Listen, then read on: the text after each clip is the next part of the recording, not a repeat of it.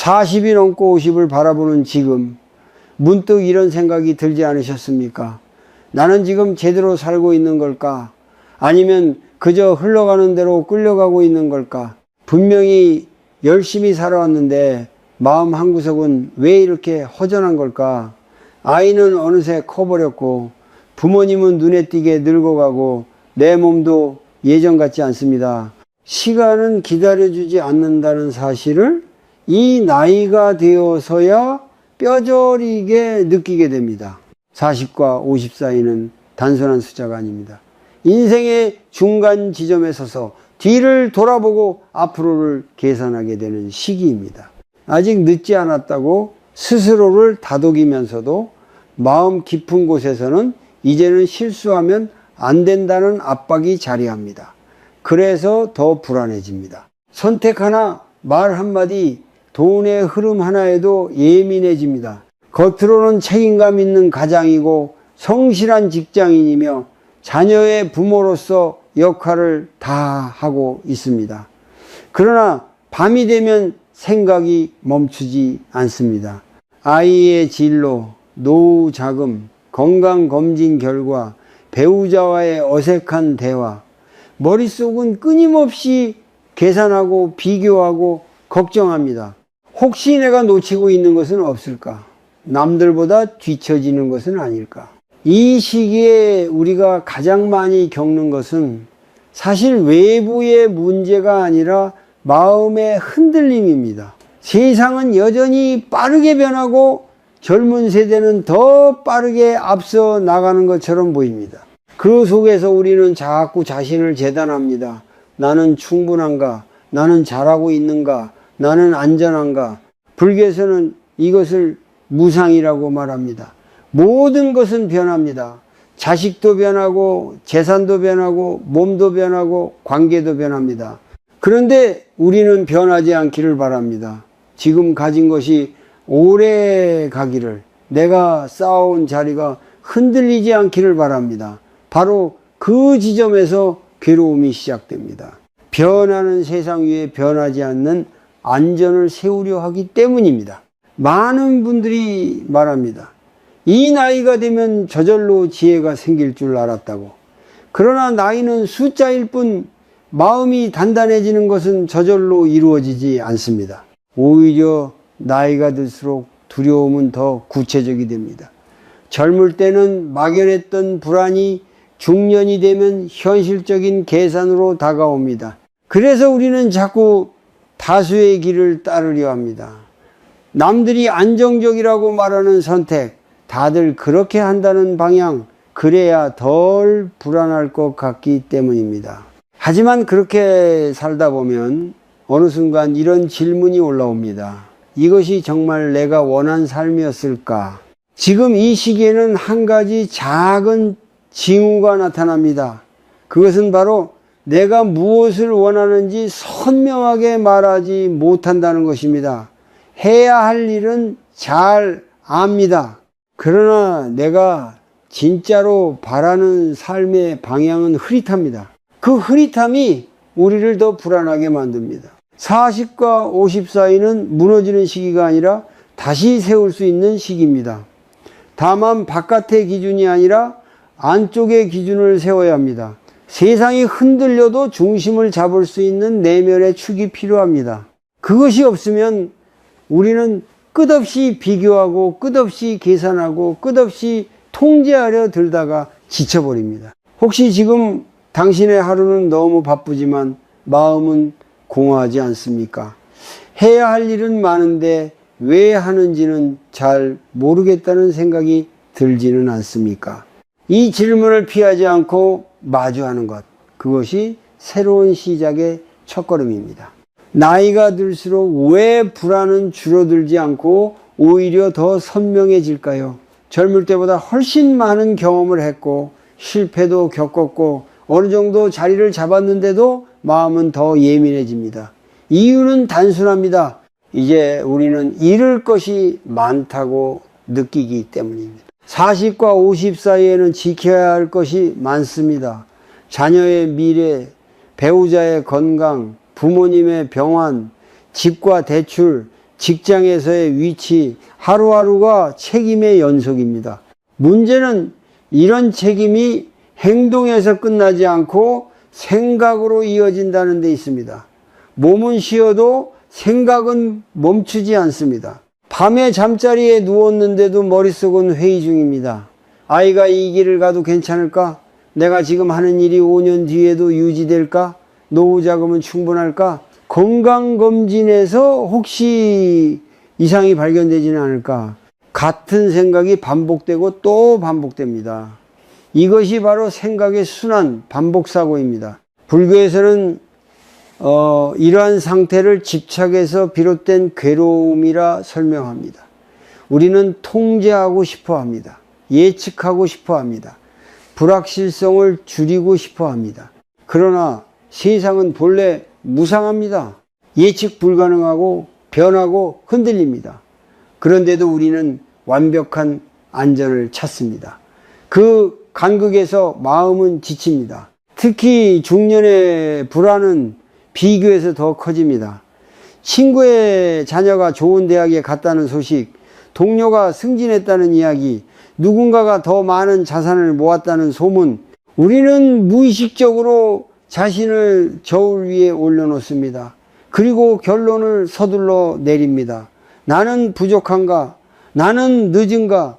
이 비교는 겉으로는 겸손처럼 보일 수 있지만 사실은 깊은 집착의 다른 모습입니다.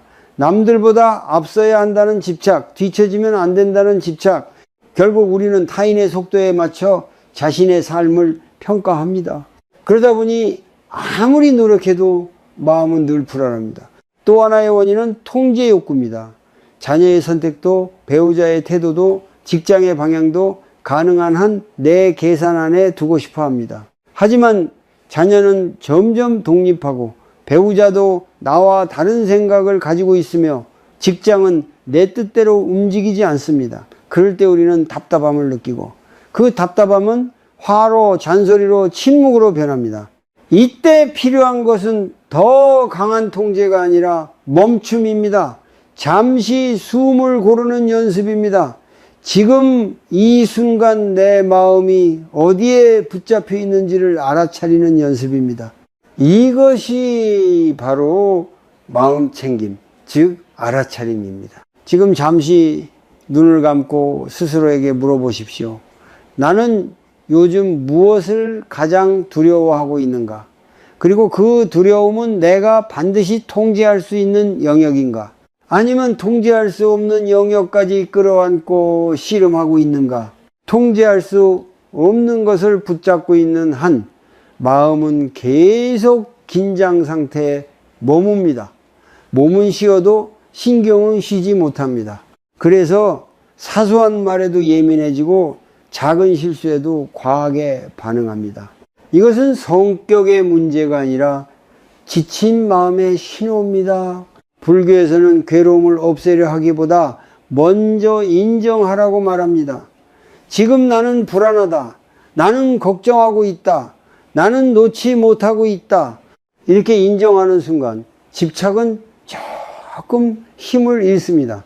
억지로 긍정하려 하지 말고 억지로 강해지려 하지 마십시오. 40과 50 사이는 약해져도 되는 시기입니다. 다만 무너지는 것이 아니라 알아차리는 쪽으로 약해지는 것입니다. 나를 괴롭히는 생각의 패턴을 보는 것, 그 반복을 멈추는 작은 숨 하나, 그것이 변화의 출발점입니다. 혹시 지금도 머릿속에서 같은 걱정이 돌고 있지 않습니까? 그렇다면 오늘 하루 단 한 번이라도 생각이 시작되는 지점을 조용히 바라보십시오. 불안한 적이 아니라 내가 붙잡고 있는 것을 보여주는 거울일지도 모릅니다. 많은 분들이 말합니다. 책은 많이 읽었다고, 좋은 말은 충분히 들었다고. 그런데 왜 삶은 크게 달라지지 않을까요? 왜 여전히 흔들리고 여전히 화가 나고 여전히 불안할까요? 그 이유는 지식이 부족해서가 아니라 기준이 없기 때문입니다. 40과 50 사이에 우리는 정보의 홍수 속에 살고 있습니다. 유튜브를 열면 인생 조언이 넘쳐나고 책을 펼치면 성공 공식이 가득합니다. 누구의 말도 틀린 것 같지 않습니다. 그런데 문제는 그 많은 말들이 내 안에서 하나의 축으로 정리되지 않는다는 것입니다. 그래서 들을 때는 고개를 끄덕이지만은 돌아서면 다시 예전의 습관으로 돌아갑니다. 이 시기에 필요한 것은 더 많은 정보가 아니라 나를 붙들어줄 한 줄의 기준입니다. 흔들릴 때 돌아갈 수 있는 문장 하나, 관계가 어그러질 때 멈출 수 있는 원칙 하나. 그것이 없다면 우리는 상황에 따라 감정에 따라 이리저리 휘둘리게 됩니다. 논어를 읽어야 한다는 말은 옛사람의 말을 외우라는 뜻이 아닙니다. 그 안에 담긴 태도를 빌려와 내 삶의 기준을 세우라는 의미입니다. 옛 글 속에는 인간에 대한 통찰이 담겨 있습니다. 사람은 쉽게 변하지 않고 욕망은 반복되며 관계는 늘 두 사람 사이에서 갈등과 화해를 오간다는 사실입니다. 불교에서는 수행을 통해 마음을 다스린다고 말합니다. 그러나 수행은 특별한 산속에서만 이루어지는 것이 아닙니다. 매일의 말 한마디, 표정 하나, 선택 하나가 모두 수행입니다. 논어를 읽는다는 것은 곧 내 말과 행동을 비추는 거울을 하나 두는 것입니다. 예를 들어 보겠습니다. 배우자가 무심코 던진 말에 마음이 상했을 때 우리는 즉각 반응합니다. 왜 저렇게 말하지? 나를 무시하나? 그 순간 감정이 먼저 올라옵니다. 만약 내 안에 기준이 없다면 그 감정은 그대로 말이 되어 튀어나옵니다. 그리고 관계는 조금씩 금이 갑니다. 하지만 내 안에 이런 기준이 있다면 어떨까요? 내가 듣기 싫은 말은 나도 하지 말자. 지금 내 감정은 잠시 멈추고 보자. 이런 한 문장이 있다면 우리는 3초 정도 멈출 수 있습니다. 그 3초가 관계를 지켜줍니다. 결국 문제는 아는가 모르는가가 아니라 실천하는가 아닌가 합니다. 논어를 읽는다는 것은 많이 아는 사람이 되겠다는 뜻이 아니라 한 문장을 삶에 붙들어 보겠다는 다짐입니다. 오늘 하루 그 한 문장으로 살아보는 것입니다. 여기서 우리는 세 가지 축을 세울 수 있습니다. 첫째는 몸의 습관입니다. 작은 반복을 통해 나를 단단하게 만드는 것. 둘째는 마음의 알아차림입니다. 지금 내 감정이 무엇인지 보는 힘. 셋째는 관계에서의 태도입니다. 이기려 하기보다 이해하려는 방향으로 한 걸음 옮기는 것. 이 세 가지가 모이면 삶의 기준이 생깁니다. 기준이 생기면 선택이 쉬워집니다. 남이 뭐라 하든 세상이 어떻게 변하든 나는 어디에 서야 하는지 알게 됩니다. 그것이 바로 중심입니다. 중년의 위기는 사실 기준의 위기입니다. 남의 기준으로 열심히 살았는데 문득 돌아보니 내 기준이 없었다는 것을 깨닫는 순간이 옵니다. 그래서 허무해지고 그래서 다시 묻게 됩니다. 나는 누구인가? 나는 무엇을 위해 이렇게 바쁘게 살고 있는가? 이 질문을 두려워하지 마십시오. 오히려 이 질문이야말로 새로운 출발점입니다. 지금이라도 늦지 않았습니다. 한 권의 책, 한 줄의 문장, 한 번의 멈춤으로도 우리는 기준을 다시 세울 수 있습니다. 논어를 읽는다는 것은 과거로 돌아가는 것이 아니라 현재를 바로 세우는 일입니다. 그리고 그것은 거창하지 않습니다. 오늘 하루 한 문장만 붙들고 살아보는 것. 그 작은 시도가 쌓여 흔들리지 않는 삶의 축이 됩니다. 우리는 대단한 변화를 원합니다. 한 번의 결심으로 인생이 바뀌기를 기대합니다. 그러나 40과 50 사이에 필요한 것은 거창한 결단이 아니라 지루할 만큼 작은 반복입니다. 인생을 바꾸는 힘은 놀라울 정도로 단순한 곳에 숨어 있습니다. 많은 분들이 이런 경험을 합니다. 운동을 시작하겠다고 다짐하고 책을 꾸준히 읽겠다고 계획을 세우고 화내지 않겠다고 결심합니다. 처음 며칠은 의욕이 넘칩니다. 그러나 바쁜 일정과 피로가 겹치면 금세 흐트러집니다. 그러면 스스로를 탓합니다. 역시 나는 의지가 약하다고. 하지만 문제는 의지가 아니라 기대치입니다. 우리는 한 번에 크게 달라지기를 바랍니다. 그러나 몸도 마음도 관계도 하루아침에 변하지 않습니다. 불교에서 수행을 강조하는 이유도 여기에 있습니다. 수행은 깨달음의 순간이 아니라 반복의 과정입니다. 논어에서도 중요한 것은 화려한 말이 아니라 꾸준함입니다. 사람은 본성이 비슷해도 습관에 따라 달라집니다. 결국 우리를 만드는 것은 하루의 선택, 그리고 그 선택의 반복입니다. 중년의 삶은 이미 많은 습관으로 굳어 있습니다. 그렇기에 더더욱 작은 반복이 필요합니다. 예를 들어 보겠습니다. 하루에 1분이라도 조용히 앉아 숨을 바라보는 시간을 가져보십시오.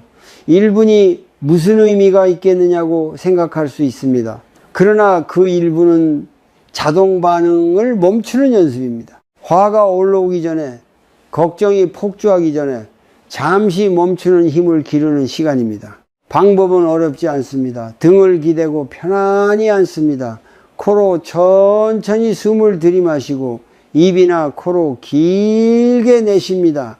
4번만 반복하십시오. 그리고 손을 가슴 위에 얹고 속으로 이렇게 말해 보십시오. 나는 지금 충분히 애쓰고 있다.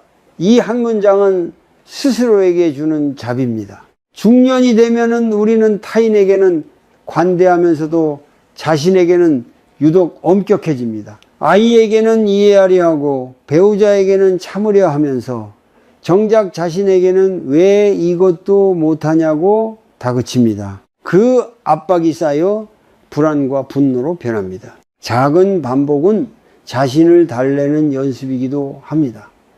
하루에 한 번 누군가에게 따뜻한 말을 건네는 것도 좋습니다. 또는 하루에 한 번 불필요한 잔소리를 줄여보는 것도 좋습니다. 거창한 변화가 아니라 아주 사소한 선택 하나면 충분합니다. 중요한 것은 잘하느냐 못하느냐가 아닙니다. 끊기지 않는 것입니다. 오늘 놓쳤다면 내일 다시 시작하면 됩니다. 중년의 지혜는 완벽함이 아니라 복원력입니다. 넘어져도 다시 돌아오는 힘입니다. 무상한 세상에서 우리가 붙잡을 수 있는 것은 오직 현재의 한 행동뿐입니다. 내일을 완벽히 설계할 수는 없지만 오늘 1분은 선택할 수 있습니다. 그 1분이 쌓이면 하루가 달라지고 한 달이 달라지고 결국 마음의 결이 달라집니다. 혹시 지금까지 너무 큰 목표 때문에 지치지는 않았습니까? 그렇다면 오늘은 줄이십시오. 절반으로, 아니 그보다 더 작게 줄이십시오. 그리고 그것을 반복하십시오. 인생은 도약으로 완성되지 않습니다. 지루해 보이는 반복이 결국 사람을 바꿉니다. 40과 50 사이에 필요한 것은 속도가 아니라 방향입니다. 그리고 방향은 매일의 작은 행동이 정합니다. 오늘 단 1분이라도 멈추고 숨을 보고 자신에게 따뜻한 말을 건네보십시오. 그 사소한 반복이 당신의 내면을 단단하게 만들기 시작할 것입니다. 바쁜 삶 속에서 어떻게 고전을 읽을 수 있을까요? 하루 종일 일하고 돌아오면 몸은 지쳐있고 집안일과 가족의 일상이 이어집니다. 책을 펼치면은 몇 줄 읽다가 눈이 감깁니다. 그래서 많은 분들이 말합니다.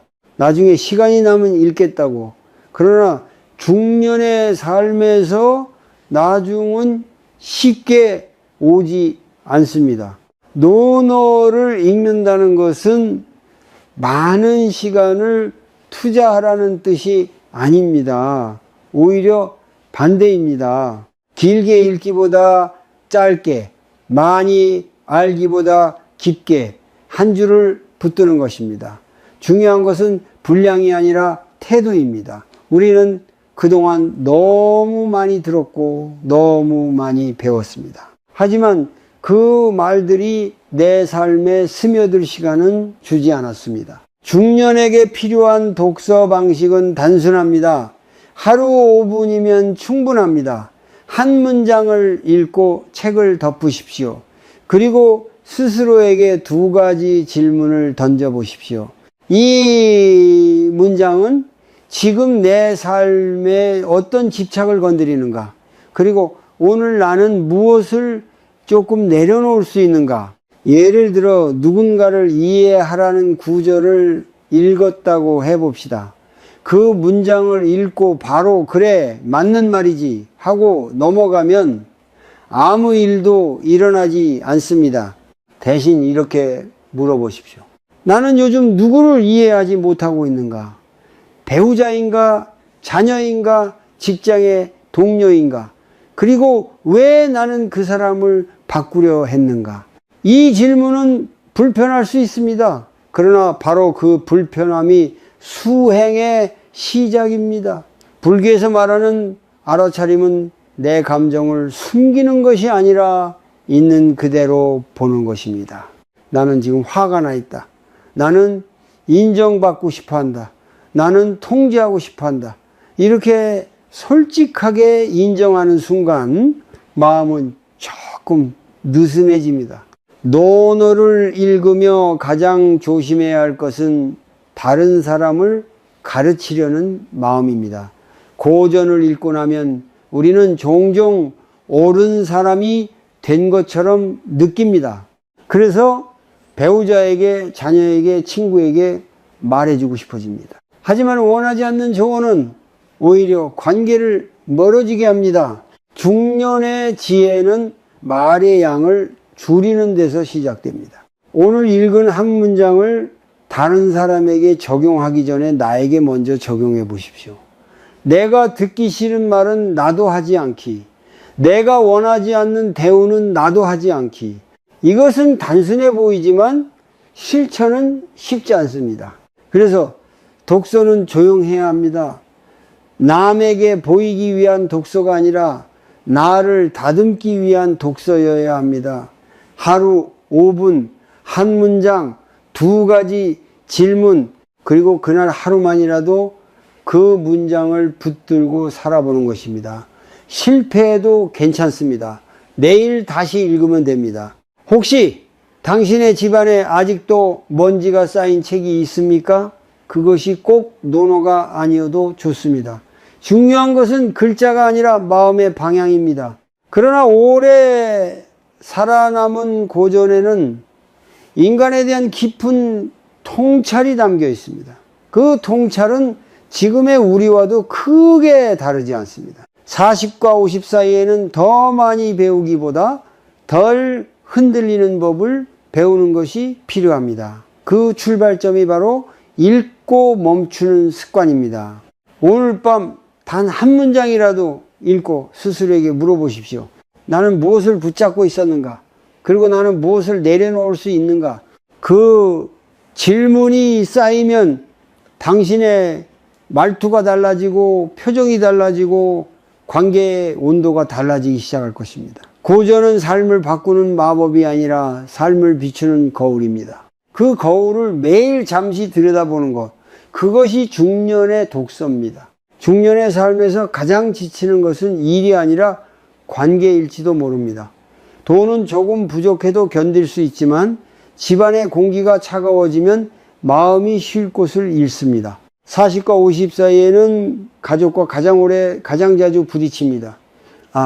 그래서 작은 말 한마디가 오래 남습니다. 퇴근 후 집에 들어왔을 때 배우자의 표정이 굳어 있으면 우리는 직감적으로 압니다. 오늘은 조심해야겠구나. 그러나 피곤한 몸과 지친 마음은 여유를 주지 않습니다. 아이의 성적 이야기, 부모님의 병원비 문제, 생활비 걱정이 겹치면 대화는 금세 날카로워집니다. 문제는 내용이 아니라 방식입니다. 우리는 대부분 옳은 말을 합니다. 이건 이렇게 해야 해. 그건 당신이 잘못했어. 아이를 위해서 하는 말이야. 그러나 옳은 말이 관계를 지켜주지는 않습니다. 오히려 반복되면 상처가 됩니다. 불교에서는 괴로움이 밖에서 오는 것이 아니라 집착에서 온다고 말합니다. 우리는 가족이 내 마음을 알아주기를 집착합니다. 배우자가 내 기대에 맞게 반응해 주기를, 자녀가 내 계획대로 성장해 주기를 바랍니다. 그 기대가 어긋날 때 실망이 쌓이고 실망은 분노로 변합니다. 특히 중년에는 비교가 관계를 더 힘들게 만듭니다. 남편은 다 저렇게 하네. 다른 집 아이는 저렇다던데. 이런 말은 무심코 나오지만 듣는 사람의 마음을 깊이 찌릅니다. 비교는 사랑을 줄이고 경쟁을 심습니다. 가족이 경쟁 상대가 되는 순간 집은 편안한 공간이 아닙니다. 이때 필요한 것은 거창한 대화 기술이 아니라 단 3초의 멈춤입니다. 말이 나오기 직전 숨을 길게 내쉬며 스스로에게 묻는 것입니다. 지금 나는 이기고 싶은가, 이해하고 싶은가? 이 질문 하나가 방향을 바꿉니다. 화가 올라올 때 그 감정을 부정하지 마십시오. 나는 왜 이렇게 예민하지라며 자신을 탓하지도 마십시오. 그저 알아차리십시오. 아, 지금 내가 많이 지쳐 있구나. 알아차림은 감정을 눌러 없애는 것이 아니라 감정에 휩쓸리지 않는 힘입니다. 오늘 하루만이라도 한 가지를 실천해 보십시오. 대화를 시작하기 전에 상대의 표정을 한 번 더 바라보는 것입니다. 그리고 목소리를 조금 낮추는 것입니다. 말의 속도를 조금 줄이는 것만으로도 분위기는 달라집니다. 중년의 관계는 새로운 시작보다 쌓인 것을 풀어내는 과정에 가깝습니다. 자녀와의 관계도 마찬가지입니다. 우리는 아이를 걱정하기 때문에 말이 많아집니다. 그러나 아이는 통제를 걱정으로 받아들이지 않습니다. 간섭으로 느낄 때가 많습니다. 그럴수록 아이는 말문을 닫습니다. 대화가 줄어들고 각자의 방으로 흩어집니다. 오늘은 충고를 줄이고 질문을 늘려보십시오. 왜 그렇게 했어? 대신 어떻게 생각했어? 라고 묻는 것입니다. 판단 대신 궁금함을 선택하는 것. 그것이 자비의 시작입니다. 자비는 거창한 희생이 아니라 상대의 마음을 잠시 상상해보는 태도입니다. 40과 50 사이에는 관계를 새로 만드는 것보다 이미 있는 관계를 따뜻하게 유지하는 것이 더 중요합니다. 그리고 그 출발점은 나의 말과 태도입니다. 내가 듣기 싫은 말은 나도 줄이고 내가 받고 싶은 존중을 먼저 건네는 것. 혹시 오늘 집 안에 공기가 조금 무겁게 느껴진다면 먼저 나부터 한 걸음 물러나 보십시오. 3초의 숨, 한 번의 낮은 목소리, 한 번의 공감. 그 작은 변화가 관계의 방향을 바꾸기 시작할 것입니다. 사람은 혼자서는 잘 버티는 것 같다가도 누구와 함께 하느냐에 따라 마음의 온도가 달라집니다.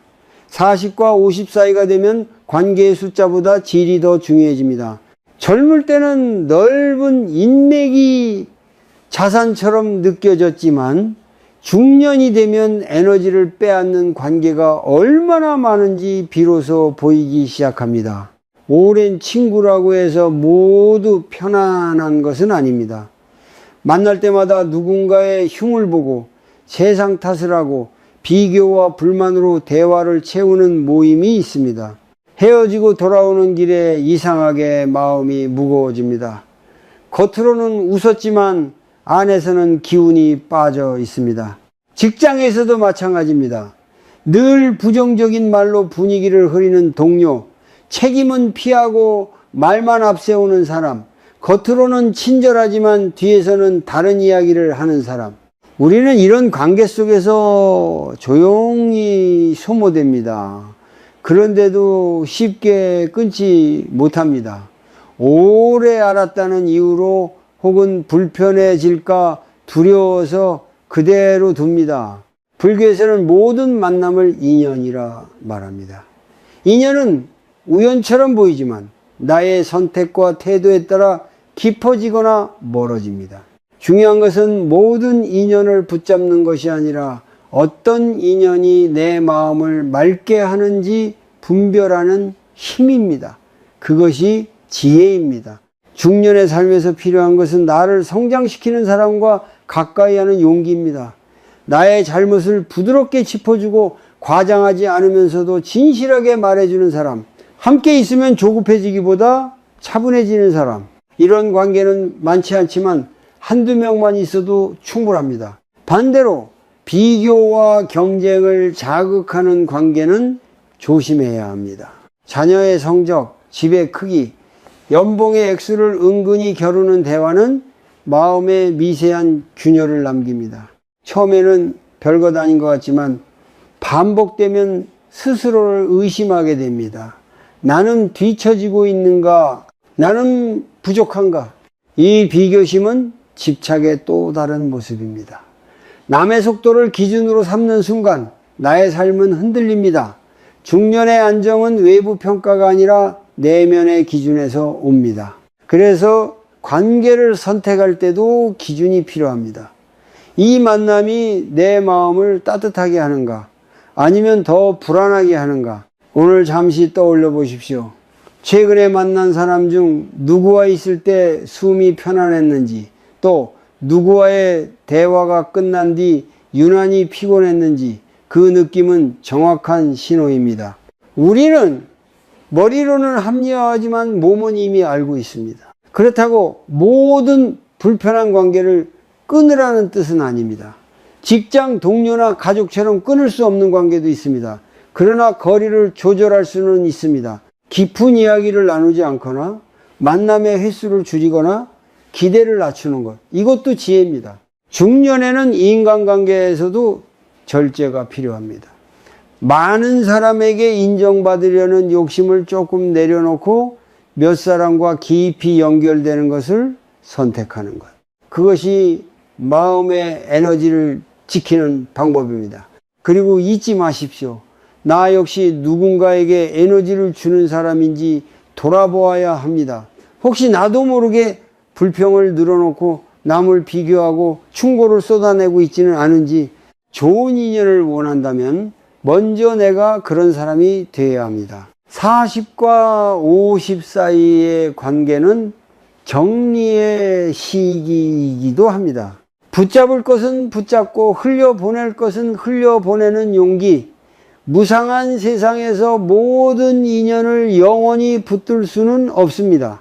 대신 지금 이 순간 나를 맑게 해주는 인연을 소중히 여기는 것, 그것이 중년의 지혜입니다. 우리는 사랑하기 때문에 조언합니다. 걱정하기 때문에 말이 많아집니다. 특히 40과 50 사이에는 경험이 쌓였다는 이유로 더 많이 말하게 됩니다. 내가 살아보니 그렇더라. 그 길은 힘들다. 이렇게 하는 게 맞다. 그러나 이상하게도 진심을 담은 말이 관계를 멀어지게 할 때가 있습니다. 왜 그럴까요? 이유는 간단합니다. 사람은 누구나 스스로 선택하고 싶어 하기 때문입니다. 자녀도 배우자도 친구도 마찬가지입니다. 조언이 잦아질수록 상대는 자신이 부족한 사람처럼 느낄 수 있습니다.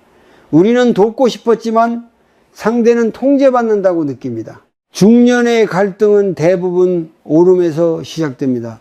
나는 옳고 당신은 틀렸다는 마음, 나는 당신을 위해 말하고 있다는 확신. 그러나 그 확신이 강할수록 상대의 마음은 다칩니다. 불교에서는 이것을 아상, 즉 나에 대한 집착이라고 설명합니다.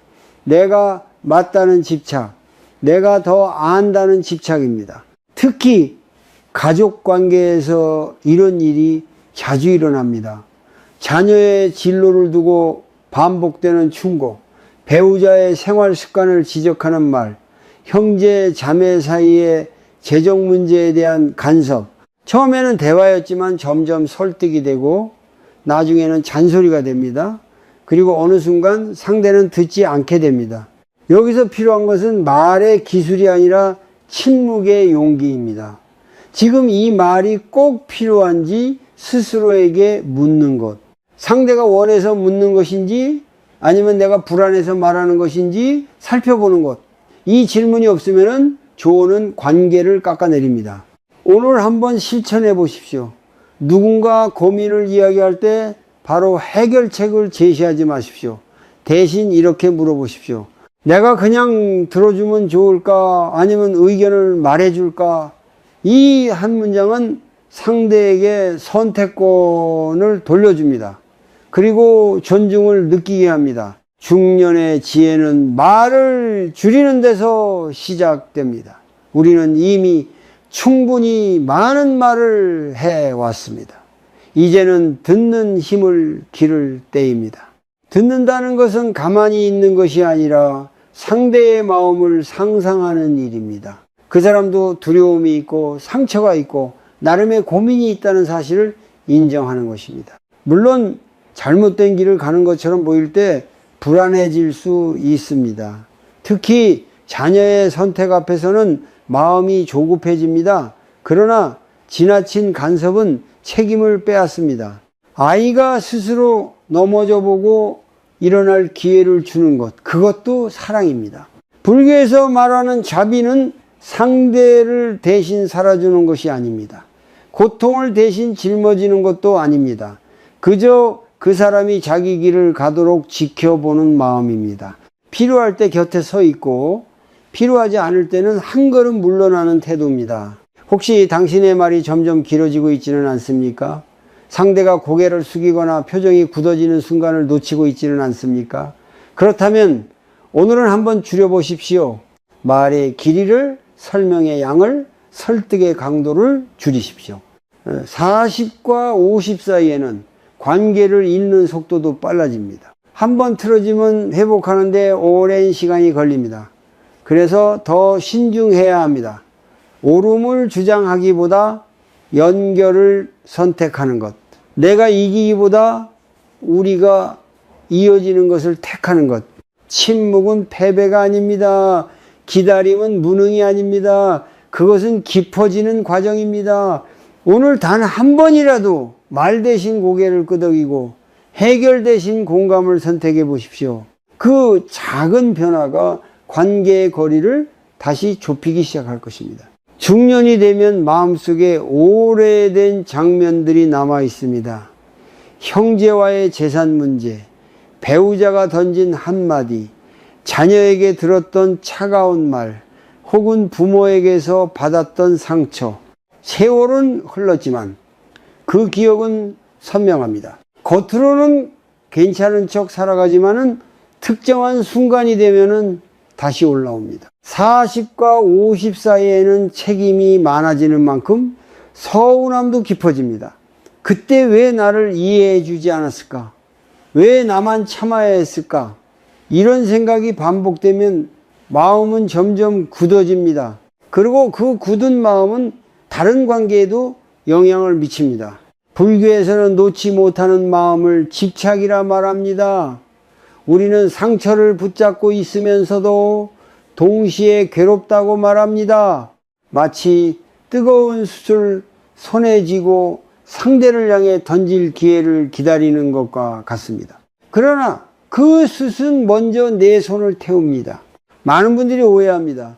용서란 상대의 잘못을 인정해 주는 것이라고, 아니면 모든 일을 없던 일로 치는 것이라고, 그래서 더 어려워합니다. 그러나 용서는 잘못을 정당화하는 행위가 아닙니다. 내 마음에서 계속 반복되는 고통의 고리를 끊는 선택입니다. 중년이 되면은 시간이 유한하다는 사실을 체감합니다. 부모님을 떠나보내는 경험을 하거나 친구의 병환 소식을 듣게 됩니다. 그때 문득 깨닫습니다. 내가 붙잡고 있는 이 감정이 과연 얼마나 더 가치가 있을까? 그러나 감정은 생각처럼 쉽게 사라지지 않습니다. 그래서 필요한 것이 연습입니다. 오늘 조용한 시간에 의자 2개를 마주 놓고 앉아 보십시오. 한 의자에는 나로 앉고 다른 의자에는 그 사람을 상상해 앉히십시오. 먼저 나의 자리에서 말해 보십시오. 그때 나는 정말 힘들었다. 나는 인정받고 싶었다. 마음속에 쌓인 말을 솔직하게 꺼내 보십시오. 그리고 자리만 바꿔 앉아 보십시오. 그 사람의 입장에서 상상해 보는 것입니다. 변명하려는 것이 아니라 그 사람도 나름의 두려움과 한계를 가진 존재였다는 사실을 떠올려 보는 것입니다. 완벽하지 않은 사람, 나처럼 흔들리는 사람이라는 것을 바라보는 연습입니다. 이 과정이 하루 만에 모든 감정을 녹이지는 않습니다. 그러나 굳어있던 마음이 조금씩 부드러워집니다. 불교에서 말하는 자비는 타인을 향한 연민이기도 하지만 동시에 나 자신을 향한 자비이기도 합니다. 내가 너무 오래 스스로를 괴롭히고 있지는 않았는지 돌아보는 것입니다. 용서는 반드시 큰 사건에서만 필요한 것이 아닙니다. 매일의 작은 말다툼, 사소한 오해 속에서도 필요합니다. 그래, 그럴 수도 있지라고 한 번 더 생각하는 것. 그 한 번이 쌓이면 관계의 온도가 달라집니다. 물론 어떤 상처는 깊습니다. 쉽게 풀리지 않습니다. 그러나 계속 붙잡고 있는 것이 나를 더 자유롭게 만들지는 않습니다. 중년의 삶은 점점 가벼워져야 합니다.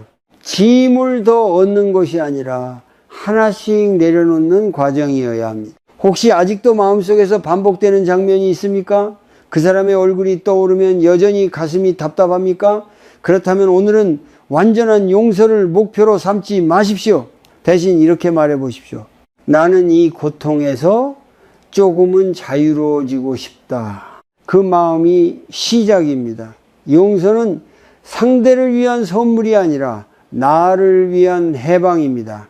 무상한 인생에서 끝까지 붙잡고 갈 수 있는 것은 많지 않습니다. 그러나 가볍게 걸어갈 수 있는 마음은 우리가 선택할 수 있습니다. 오늘 단 한 걸음이라도 그 방향으로 움직여 보십시오.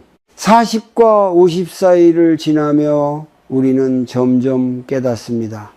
인생이 길 것 같았지만 생각보다 빠르다는 것, 붙잡고 있던 것들이 하나씩 변해간다는 것, 아이는 독립하고 부모는 더 약해지고 친구는 멀어지고 몸은 예전 같지 않습니다. 그렇다면 우리는 무엇을 붙들고 살아가야 할까요?